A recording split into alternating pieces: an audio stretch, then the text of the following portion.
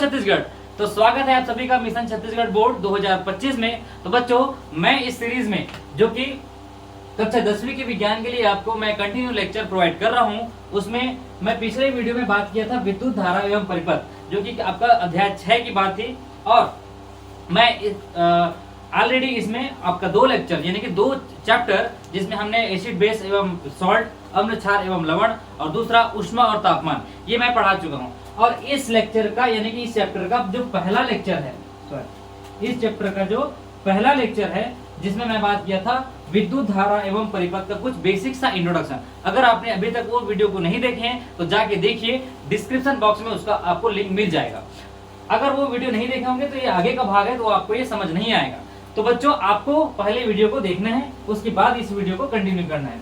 मैं आपको बताया था कि जब भी मैं लेक्चर ऑन करता हूँ या चालू करता हूँ इसको पढ़ाने के लिए, तो आपको क्या करना है, एक नोटबुक निकालना है और उसको लिखते चलना है, समझते चलना है, और क्वेश्चन आंसर को ध्यान देते हुए आपको याद भी करना है। तो चलिए बच्चों, मैं स्टार्ट करता हूँ इसको। हाँ, ये तो अपना प्रीवियस लेक्चर था जिसके बारे में मैं बात कर चुका हूँ। आज हम इसका आगे का भाग देखेंगे, लेकिन उससे पहले मैं थोड़ा सा आपको रिवीजन के तौर पे दिखा देता हूँ कि हमने क्या क्या बात किए थे। हम इसके बारे में बात किए थे कुछ स्टैटिक इलेक्ट्रिसिटी यानी कि स्थिर विद्युत के बारे में बताया था आपको, और धारा विद्युत जो कि आपका कहलाता है इलेक्ट्रिक करंट। इन दोनों के बारे में मैं पिछले वीडियो में बता चुका हूँ। चलिए, उसके बाद मैं कुछ इलेक्ट्रिसिटी नेचर के बारे में बताया था, कैसे हमारे प्रकृति में जो विद्युत धारा है या इलेक्ट्रिसिटी के उदाहरण हमको देखने को मिलता है। फिर मैं आपको विद्युत धारा के बारे में बताया था, इलेक्ट्रिक करंट। हाँ, जैसे कि ये मैं डिस्कस किया था कि 1 एम्पियर या इलेक्ट्रिक करंट, या जिसको हम बोलते हैं विद्युत धारा, का मतलब क्या होता है। तो इसका थोड़ा सा और मैं आपको बताना चाहूंगा बच्चों कि अगर मैं 1 एम्पियर या विद्युत धारा को मापने के लिए किसी इकाई का यूज करता हूं जिसमें बोलते हैं 1 एम्पियर, तो इसका मतलब होता है 6.25 × 10⁻18 इलेक्ट्रॉन। यानी कि जब हमको ये बोला जा रहा है कि 1 एम्पियर की विद्युत धारा प्रवाहित हो रही है, तो उसका मतलब ये है कि उस पर्टिकुलर तार में, देखिए आपको यहाँ पे दिख रहा होगा इलेक्ट्रॉन का फ्लो दिख रहा है, इलेक्ट्रॉन का फ्लो दिख रहा है। कैसे यहाँ पे आपको इलेक्ट्रॉन का फ्लो दिख रहा है, इसमें जो है 1 एम्पियर की धारा बहने पर, यानी कि 1 एम्पियर की जो विद्युत धारा फ्लो होती है, तो उसमें आपको 6.25 × 10⁻18 बार आपको क्या है, 0 है, शून्य है। तो सोचो कितना सारा इलेक्ट्रॉन जो है फ्लो हो रहा है उस तार में, जो आपको इस चित्र में दिख रहा होगा। ये देखिए इलेक्ट्रॉन कैसे फ्लो होते हुए जा रहा है। मिनट में इसको साइज छोटा कर देता हूँ, ठीक है।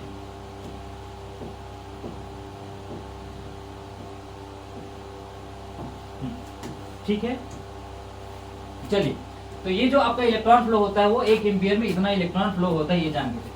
दूसरा चीज आपको बताया था कि विद्युत धारा यानी कि विद्युत धारा को बोलते हैं आपका करंट, और दूसरा होता है वोल्ट, जिसको बताया था विभव।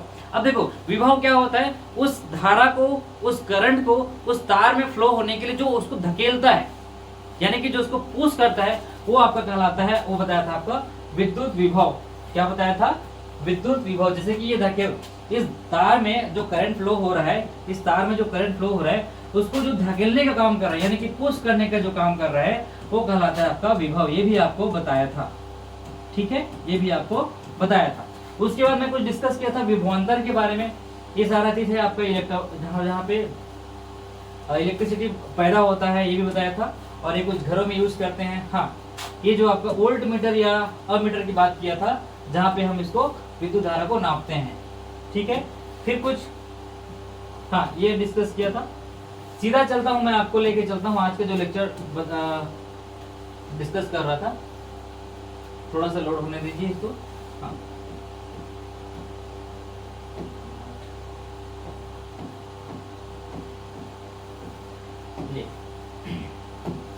तो ये आपका हो गया था विद्युत धारा, जो बताया था विद्युत विभव एवं विभवांतर। ये भी बताया था कि कैसे हमको जो है किसी 2 पॉइंट का, 2 बिंदु का विभवांतर नापते हैं, उसको बताया था। और विद्युत विभव यानी कि वोल्ट, इसके कुछ फार्मूला भी हमने देखे थे।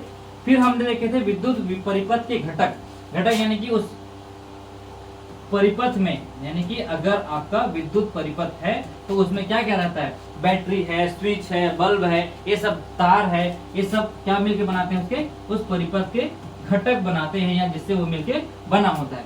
फिर हमने डिस्कस किए थे विद्युत क्षेत्र, कैसे वो उस पर्टिकुलर तार में जब करंट फ्लो होता है तो उसके आसपास विद्युत क्षेत्र उत्पन्न होता है, वो देखे थे। आज हम जो देखने वाले हैं उसका नाम है ओम का नियम। ठीक है, चलिए। हाँ, ये फार्मूला हमने बहुत इंपॉर्टेंट है, ये हमने देखे थे, इससे कुछ हमने सॉल्व भी किए थे आपका, जैसे कि विभवांतर इज इक्वल टू W/Q, ये फार्मूला हमने देखे थे और इससे हमने अंकित प्रश्न भी सॉल्व किए थे पिछले वीडियो में, आप जाके देखिए, आपको मिल जाएगा। इसका इकाई भी देखे थे कि एसआई पद्धति में विभव का मात्रक क्या होता है, तो W का मतलब होता है जूल कार्य का, तो जूल पर कूलम क्या होता है, जूल अपॉन Q है तो इसका हो जाता है कूलम। ठीक है, सॉरी COU,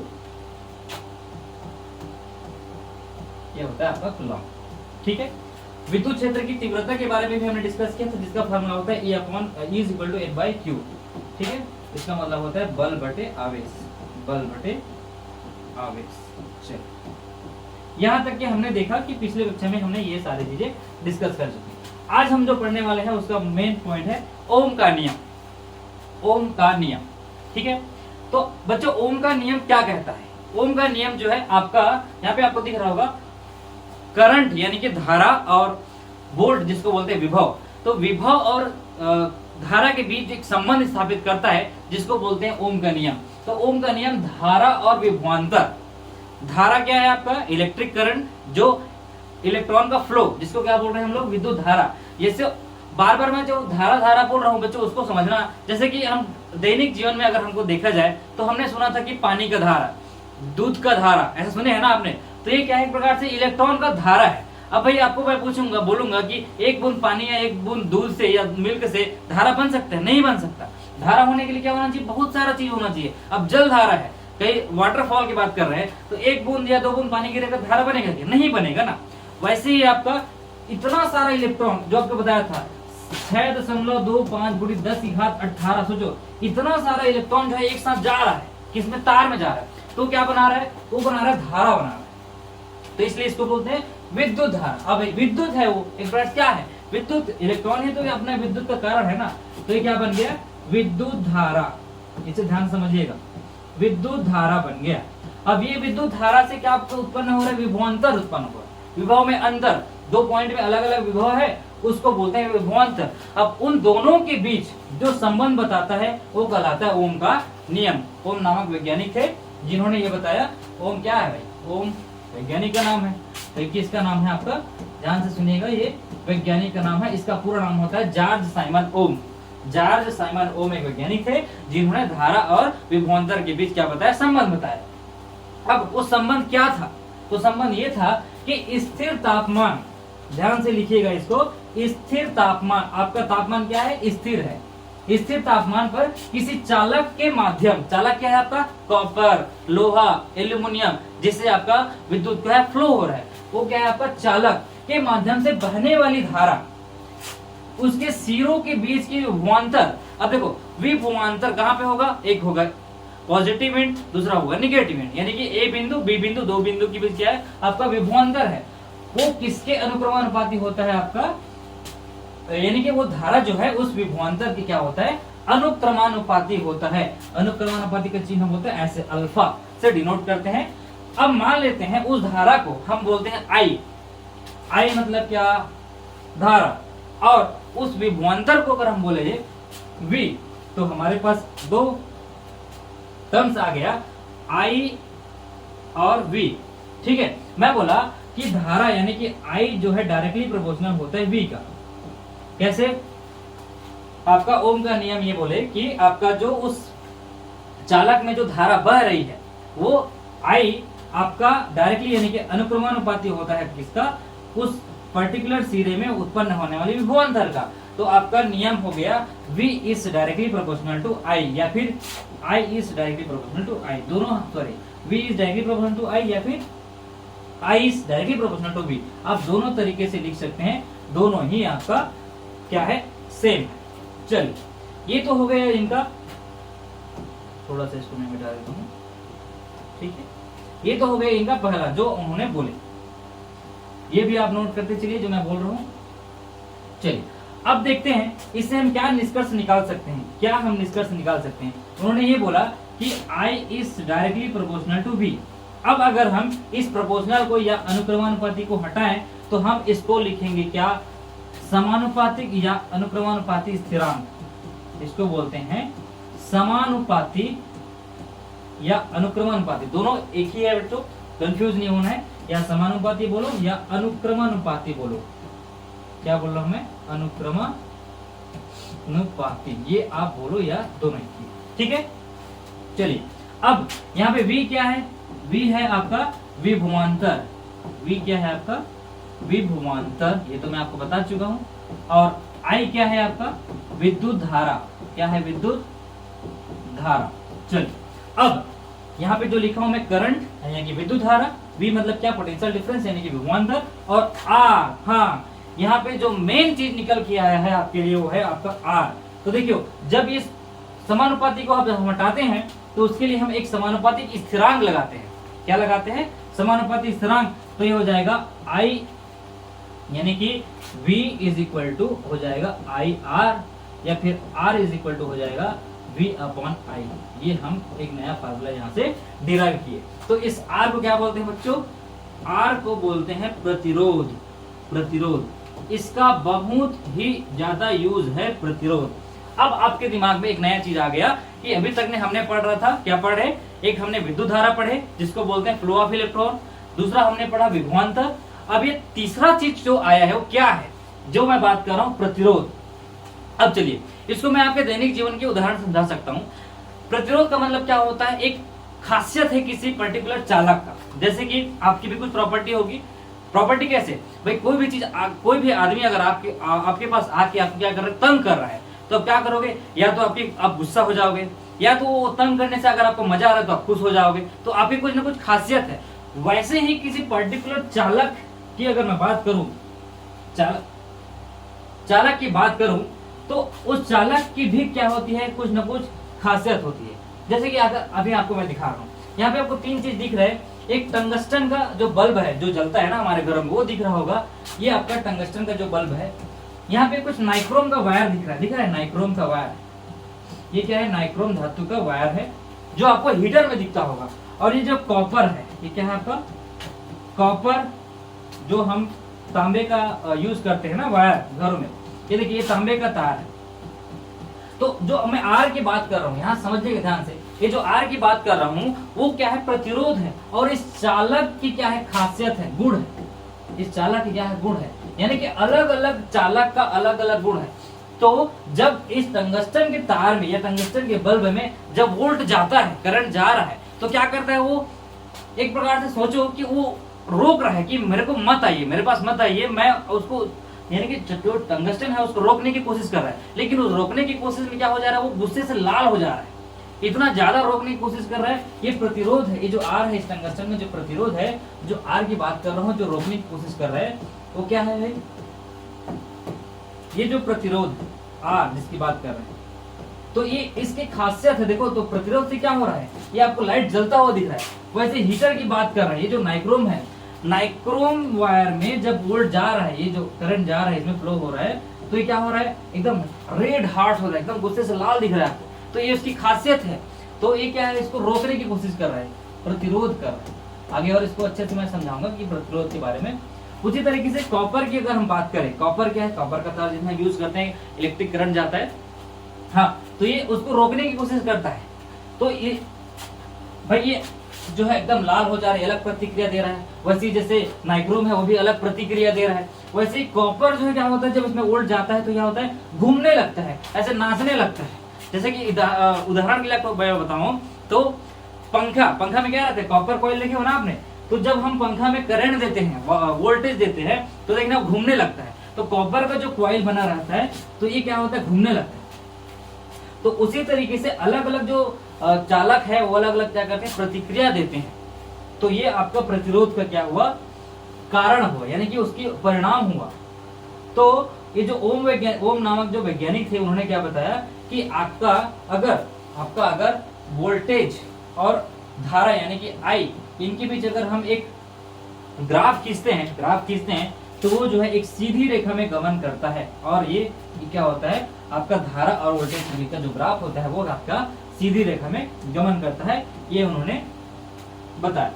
तो आपको ये समझ आ गया होगा ओम का नियम क्या है, V/I = R। तो बच्चों इसको इतना ही लिखिएगा, एग्जाम में अगर आ गए तो हाँ देखो ये हो गया V is directly proportional to क्या I, और अगर इसको हटाएं तो हो जाएगा V = यहाँ से निकाल सकते हैं V/I = R। चलिए ये तो हो गया आपका ओम का नियम। अब इससे जो निष्कर्ष निकला था, जो मैं बताया था आपको, इससे निष्कर्ष क्या निकला था, जो R था, R इसको क्या बोलते हैं, रेजिस्टेंस या प्रतिरोध। तो इस रेजिस्टेंस से हमने क्या लिया, इस R से R, जो आपको मैं भी बता चुका हूं। तो इसको बोलते हैं धारा प्रतिरोध व चालकता। तो अभी हम क्या पढ़ेंगे, धारा प्रतिरोध। तो जैसे ओम का नियम से हमको ये पता चला कि जो I यानी कि विद्युत धारा और जो वोल्टेज जिसको बोलते हैं विभवांतर, उन दोनों के बीच जो संबंध होता है उससे एक नया चीज निकल के मिलता है हमको, जो कहलाता है आपका धारा प्रतिरोध। तो प्रतिरोध का आपको मैं उदाहरण बता चुका हूँ कि कैसे प्रतिरोध क्या है, गुण है, खासियत है, जो वोल्टेज को रोकता है। प्रतिरोध यानी कि रोकने का काम कर रहा है, और वोल्टेज को रोकने के चक्कर में वो क्या हो रहा है, वो उससे कुछ ना कुछ इफेक्ट पैदा कर रहा है।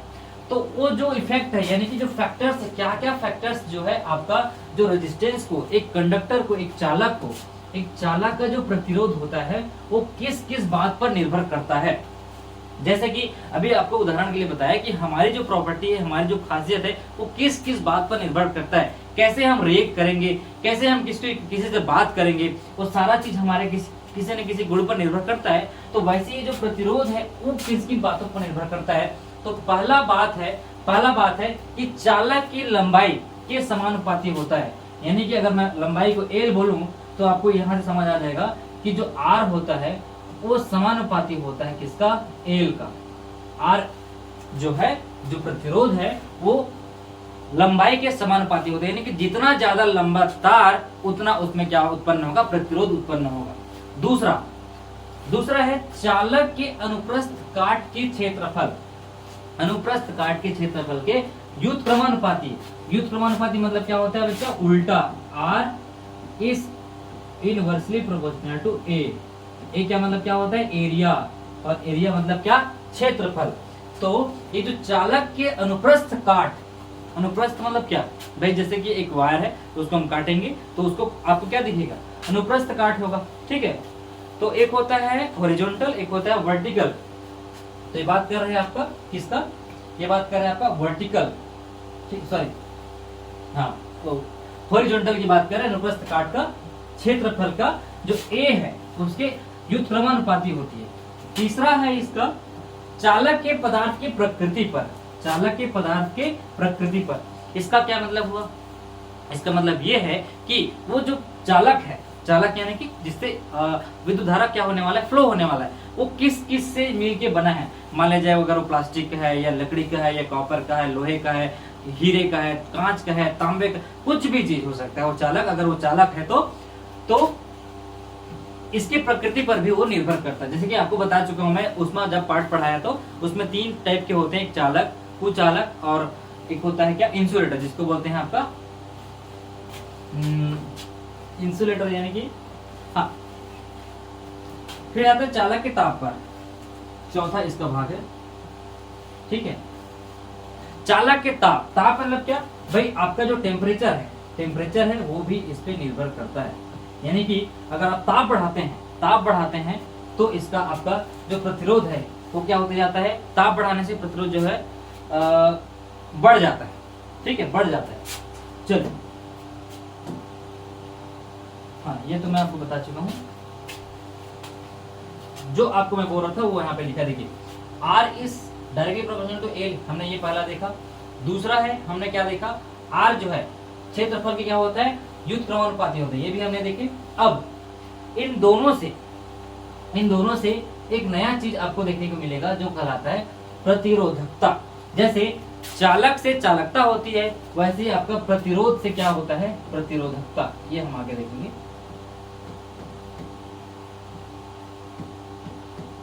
ठीक है, प्रतिरोधकता। अब यहां से आपको एक नया चीज देखने को मिलेगा, बच्चों अभी आपको मैं बताया कि जो प्रतिरोध होता है आर होता है वो आपका पहला जो लंबाई के समानुपाती होता है, दूसरा आपके जो एरिया है उसका क्या होता है व्युत्क्रमानुपाती होता है। ठीक है, दोनों समीकरण को अगर हम मिलाएंगे क्योंकि दोनों जो है आर की वैल्यू है, तो हमको क्या देखने को मिलेगा, आर इज इक्वल टू, यहाँ पे मैं लिख देता हूँ, दोनों समीकरण 1 और समीकरण 2 को अगर हम मिलाते हैं तो हमको ये देखने को मिलता है ये जो आर होता है, ठीक है, आर होता है वो ऐसा हो जाएगा, R is directly proportional to क्या हो जाएगा, एल अपॉन ए, यानी कि एल बाई ए। और इस समानुपाती इसको हटाने के लिए हम एक समानुपाती स्थिरांक लगाएंगे जिसको बोलते हैं रो। तो आपका हो जाएगा R is equal to rho into L upon A. तो यहां से आपको एक नया चीज देखने को मिलेगा, ये जो रो आ गया, जैसे कि आपको v is equal to I R वाला पढ़ाया था ना मैं, v is equal to I R, जैसे v समानुपाती था I का, तो इसको हटाने के लिए हमने R लगाया, प्रतिरोध स्थिरांक लगाया। वैसे ही आपका इस स्थिरांक को हटाने के लिए हमने क्या लगाया, रो लगाया। तो ये रो क्या कहलाता है आपका, ये कहलाता है आपका रेजिस्टिविटी, यानी कि होता है ये प्रतिरोधकता, ये कहलाता है आपका प्रतिरोधकता। अब इसके प्रतिरोधकता का अगर हमको वैल्यू निकालना है तो हम क्या करेंगे, आर को इधर पक्षांतर करेंगे, तो रो इज इक्वल टू हो जाएगा आर गुणित ए अपॉन यानी कि ए बटे एल। तो इस फार्मूला को आप नोट कीजिए जिसको बोलते हैं प्रतिरोधकता। ठीक है, अब प्रतिरोधकता की हमको इकाई निकालना है, इकाई जैसे कि क्या होता है, अब मैं बात कर रहा हूँ आर क्या है आपका, भाई आर मतलब प्रतिरोध, और प्रतिरोध का ऐसा इकाई मैं बता चुका हूँ जिसको बोलते हैं ओम। क्या होता है, ओम। तो यहाँ पे अगर आपको प्रतिरोधकता की इकाई निकालनी है तो यहाँ पे ओम रखिएगा आर का। चलो मैं आगे बता देता हूँ इसको, ये मैं डिस्कस करूंगा थोड़ी देर बाद। जैसे कि रो इज इक्वल टू हो जाएगा R into A upon L, ये हमारा आगे समीकरण जिसको बोलते हैं फार्मूला। अब हमको अगर प्रतिरोधकता की इकाई निकालनी, क्या निकालनी है, अगर आपको एग्जाम में पूछ दिया कि प्रतिरोधकता की इकाई क्या होती है, तो एसआई पद्धति में इसकी यूनिट क्या है, तो देखिए रो इज इक्वल टू हमने देखा आर, आर क्या है प्रतिरोध, तो प्रतिरोध की इकाई होती है ओम गुणित ए क्या है हमारा क्षेत्रफल, क्षेत्रफल का फार्मूला क्या है, लंबाई गुणित चौड़ाई। तो लंबाई को अगर हम मीटर में देखें और चौड़ाई को भी अगर मीटर में देखें तो क्या हो जाएगा, मीटर गुणित मीटर, और बटे में लिखेंगे लंबाई। तो लंबाई का मतलब क्या है, लंबाई का इकाई क्या है, मीटर। तो अगर हम ऐसा लिखे तो देखिए 1 मीटर से 1 मीटर कट गया, ठीक है। अब बचा क्या, रो इज इक्वल टू ओम, ओम जिसको बोलते हैं ओम गुणित मीटर, तो हम इसको इंग्लिश में लिखते हैं METR, ठीक है, मीटर। तो ये हो जाएगा rho is equal to ohm into metre, जिसको हम ऐसा भी लिखते हैं, ओम का साइन है ये, ठीक है, आपने बुक में देखे होंगे, R इज इक्वल टू ओम और मीटर। तो ये हो गया आपका प्रतिरोधकता की इकाई। तो परिभाषिक तौर पे अगर हम प्रतिरोधकता को देखें कि प्रतिरोधकता क्या है, चलिए इसको मैं थोड़ा सा मिटा देता हूँ यहाँ से, ये आप नोट करते चलिए, ठीक। ये फार्मूला है कुछ, आप स्क्रीनशॉट भी ले सकते हैं इसको।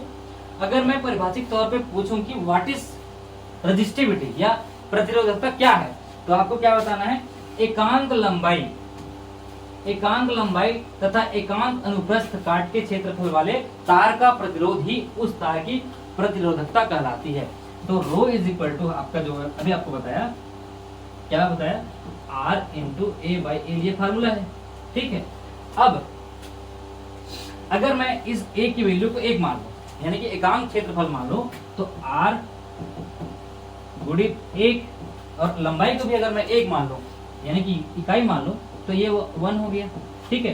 तो इसका पूरा मतलब क्या हो गया, ये रो जो है आर के बराबर हो गया, रो क्या हो गया, आर के बराबर हो गया। तो ये फार्मूला भी आपको इंपॉर्टेंट है आपके लिए कि अगर आपको प्रतिरोधकता पूछा जाए तो बच्चों आपको ये बताना है कि अगर किसी चालक का या किसी चालक के लिए बात करें तो उसकी एकांक लंबाई, यानी कि आपका जो एल की वैल्यू हो गया 1 हो गया, और एकांक क्षेत्रफल जिसको अनुप्रस्थ काट का क्षेत्रफल बोलते हैं, अनुप्रस्थ काट का क्षेत्रफल भी अगर आपका एकांक हो गया, तो उस तार का प्रतिरोध यानी कि जिस तार की बात कर रहे हैं उसी तार का जो प्रतिरोध है उसकी क्या कहलाती है, प्रतिरोधकता कहलाती है, प्रतिरोधकता कहलाती है।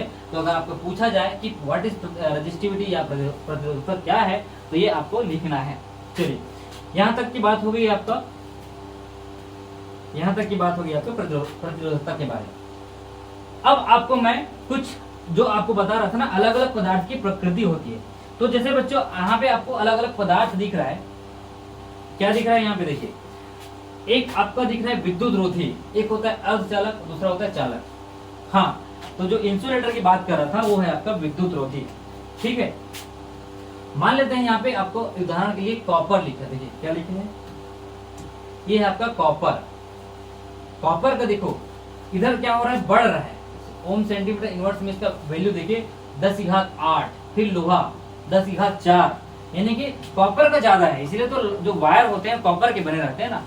फिर आपका जर्मेनियम देखिए अर्धचालक है 10⁻⁻, सिलिकॉन फिर कम होते जा रहा है 10⁻⁻8, कांच का ज्यादा है, मतलब ज्यादा कम है, कहने मतलब इसमें विद्युत धारा जो है प्रवाहित नहीं हो पा रहा है। फिर आता है हीरा, फिर आपका सिलिका। तो इस तरीके से जो चालक पदार्थ होते हैं, ठीक है, चालक पदार्थ जो होते हैं जिससे विद्युत धारा क्या होता है, गमन कर सकता है, उसको बोलते हैं आप, मतलब इसका जो वैल्यू होती है वो चालकता में ohm centimetre, ohm inverse centimetre inverse में इसको देखिए, इसका मान जो है कितना ज्यादा है। तो ये पदार्थों की बढ़ती चालकता का, यानी कि चालकता का बढ़ता क्रम में हमने इसको जमा के देखें, तो इस तरीके से आपको एक श्रेणी मिला है। चलिए, अब इसमें कुछ आगे टॉपिक है। हाँ, प्रतिरोधों का संयोजन। ठीक है, तो बच्चों इसको मैं नेक्स्ट लेक्चर में बात करूंगा इसके बारे में। अभी तक के आपने जो लेक्चर एक तो पहला आपका जो बेसिक्स लेक्चर था और दूसरा जो अभी पढ़ा है, इन दोनों को आप रिवाइज कीजिए। मैं इसको नेक्स्ट लेक्चर में पढ़ाऊंगा प्रतिरोधों का संयोजन। आगे देखेंगे कि जैसे अभी प्रतिरोध के बारे में बात कर रहा हूँ, प्रतिरोध यानी कि जो आपको बता चुका हूँ, एक ऐसी क्वालिटी, एक ऐसी जो इलेक्ट्रिक कंडक्टर यानी कि जो चालक की क्वालिटी है, जो वोल्टेज को क्या करता है, रोकता है, यानी कि अपने में फ्लो होने से जो रोकता है, वो जो क्वालिटी है वो कहलाती है आपका प्रतिरोधों का प्रतिरोध। अब उसको हम देखेंगे कि वो प्रतिरोध जो मैं बात कर रहा था आर का, उसको हम किसी विद्युत परिपथ में किस तरीके से या कैसे जोड़ सकते हैं। तो इसका दो आता है, एक श्रेणी क्रम संयोजन और दूसरा आता है समानांतर क्रम संयोजन। ये दो आपके सिलेबस में दिया है, बहुत ही इंपॉर्टेंट है, इससे बहुत क्वेश्चंस आते हैं, इससे अंकित प्रश्न भी आते हैं। तो इसको मैं नेक्स्ट लेक्चर में बात करूंगा। आज हम बस इतना ही देखेंगे, जो मैं आपको ओम का नियम और ये सारा चीज बताया हूँ। चलिए, तब तक के आप इसको क्या कीजिए, एक नोट्स बना लीजिए, थोड़ा सा लोड होने दीजिए। हाँ, तब तक के आप इस चैप्टर का नोट्स बनाना शुरू कीजिए, या फिर बना लिए हो तो कोई प्रॉब्लम नहीं है, आगे बढ़ते रहिए। मैं इसके नेक्स्ट लेक्चर में पूरा चैप्टर खत्म कर दूंगा, जिसमें अभी बात कर रहा हूँ मैं प्रतिरोधों का संयोजन, जिसमें हम पढ़ेंगे श्रेणी क्रम संयोजन और दूसरा है आपका समानांतर क्रम संयोजन। उसके बाद एक नया लास्ट टॉपिक आएगा आपका विद्युत धारा का तापीय प्रभाव, यानी कि जो thermal effect of electric current, इससे क्या क्या प्रभाव होते हैं। उसके बाद आपका ये चैप्टर खत्म हो जाएगा। ठीक है बच्चों, और अगर ये वीडियो पसंद आया होगा या इससे पहले जितने भी वीडियो होंगे, तो जाके उसको देखिए, शेयर कीजिए और कमेंट जरूर कीजिए कि सर आपको कोई और टॉपिक जो है एकदम इंपॉर्टेंट लग रहा है, तो उसको हम पहले कर देंगे, लेकिन हम इसके बाद आपका जो क्वेश्चन आंसर सीरीज है ये भी हम आपको आपके लिए शुरू करने वाला है। ठीक है बच्चों, तब तक के बने रहिए।